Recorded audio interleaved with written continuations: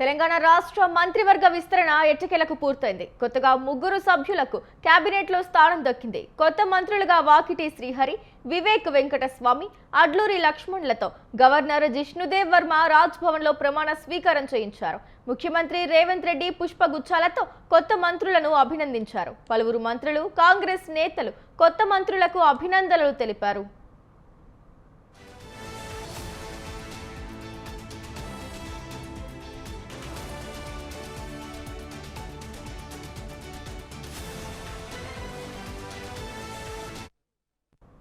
రేవంత్ రెడ్డి ప్రభుత్వం ఏర్పడిన ఏడాదిన్నర తరువాత మంత్రివర్గ విస్తరణ జరిగింది.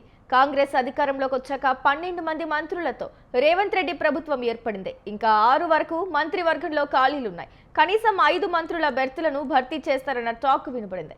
సామాజిక సమీకరణాలు, జిల్లాల సమీకరణాలు ఇలా చాలానే కసరత్తు చేశారు. పలుమార్లు సీఎం, డిప్యూటీ సీఎం, పీసీసీ అధ్యక్షుడు ఢిల్లీ వెళ్లడం కూడా జరిగింది.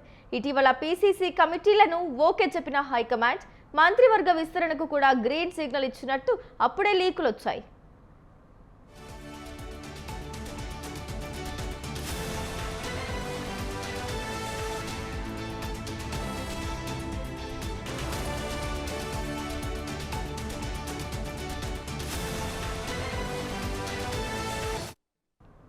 తాజాగా మంత్రివర్గంలో 3కే చోటివ్వడం, మరో 3 బెర్తులను ఖాళీగా ఉంచడం ఒకెత్తైతే ప్రకటించిన 3 పేర్లు ఆశ్చర్యానికి గురిచేశాయి.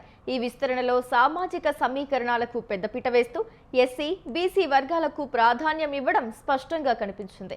బీసీల నుంచి ముదిరాజ్ అయిన మక్తల్ ఎమ్మెల్యే వాకిటి శ్రీహరి, ఎస్సీ మాల వర్గం నుంచి చెన్నూరు ఎమ్మెల్యే వివేక్ వెంకటస్వామి, ఎస్సీ మాదిగ వర్గం నుంచి ధర్మవరం ఎమ్మెల్యే అడ్లూరి లక్ష్మణ్ కుమార్లకు మంత్రులను చేసింది. వీరితో పాటు అసెంబ్లీ డిప్యూటీ స్పీకర్ పదవికి రామచంద్ర నాయక్ ను ఎంపిక చేసినట్లు కాంగ్రెస్ వర్గాల నుండి వస్తున్న సమాచారం.